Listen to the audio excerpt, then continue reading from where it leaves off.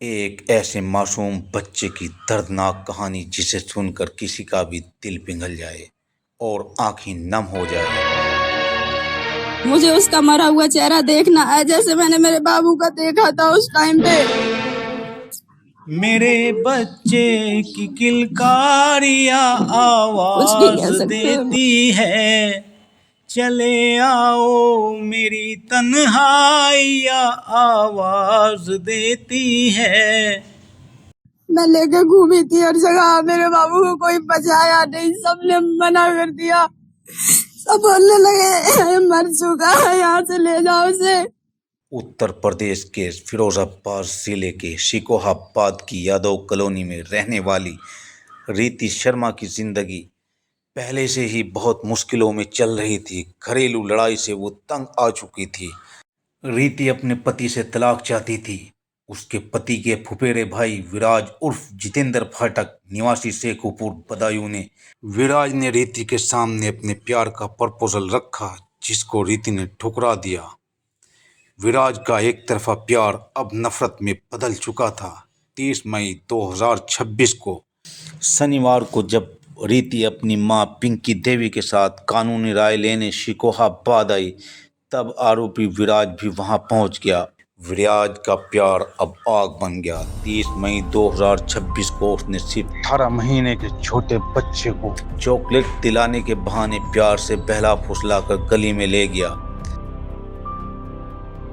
फिर क्या था, उस दरिंदे ने मासूम बच्चे को जमीन पर 8 बार जोर जोर से पटका। छोटा आरोप रो रो कर चीख रहा था। मम्मी मम्मी की आवाज गली में गूंज रही थी। नन्हे हाथ पैर हिल रहे थे, लेकिन विराज का दिल पत्थर हो चुका था।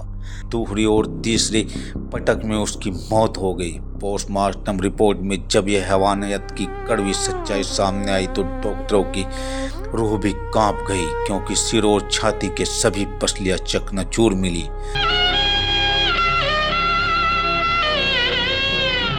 उसके शरीर पर खुली चोट का कोई निशान नहीं था। उसके बाद आरोपी ने शव को दरवाजे पर फेंककर वहां से फरार हो गया, लेकिन पूरी वारदात गली में लगी सीसीटीवी कैमरे में कैद हो गई और वीडियो सोशल मीडिया पर वायरल हुआ। उसके 5 घंटे के भीतर ही पुलिस ने मासूम के हत्यारे विराज को दोनों पैरों में गोली मारकर उसे गिरफ्तार किया गया।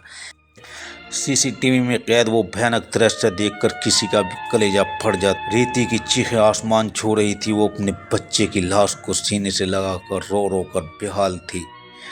नानी पिंकी शर्मा तो जैसे पत्थर बन गई। उनकी आंखों से आंसू थम नहीं रहे थे। फिरोजाबाद की अदालत ने सिर्फ 1 हफ्ते में 80 पन्नों की चार्जशीट तैयार कर दी और फास्ट ट्रैक कोर्ट में मात्र 40 दिनों में सुनवाई पूरी करके डॉक्टर बब्बू सारंग ने विराज को फांसी की सजा सुना दी। फैसला सुनकर सीती और पिंकी की आंखों में आंसू थे, दर्द के आंसू और थोड़ी राहत के आंसू, और उसकी हर एक आंसू चीख चीख कर ये कह रहे थे, हम बस उसी तरीके से उसे देखना चाहते हैं जैसे हम बिलख रहे थे। उसकी माँ वैसे ही बिलखे, हाँ मेरे बच्चे ने गलती की थी, सजा मिल गई, तब शांति हो जाएगी और कुछ नहीं चाहिए। बस वो मरा हुआ देखना है बस।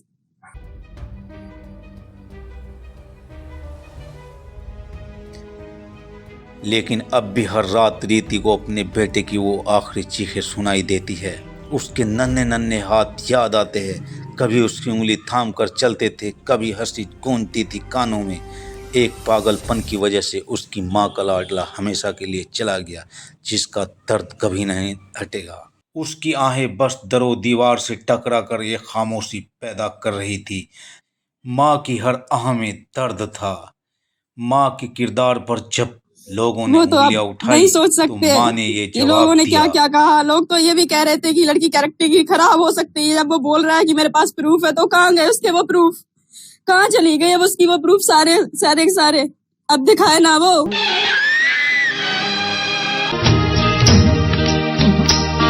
जैसे हर दरवाजे से आवाज आ रही है, मम्मा मम दे दो। एक मासूम बच्चे की मौत पूरे परिवार को जिंदगी भर आंसुओं में डुबोए रखेगी।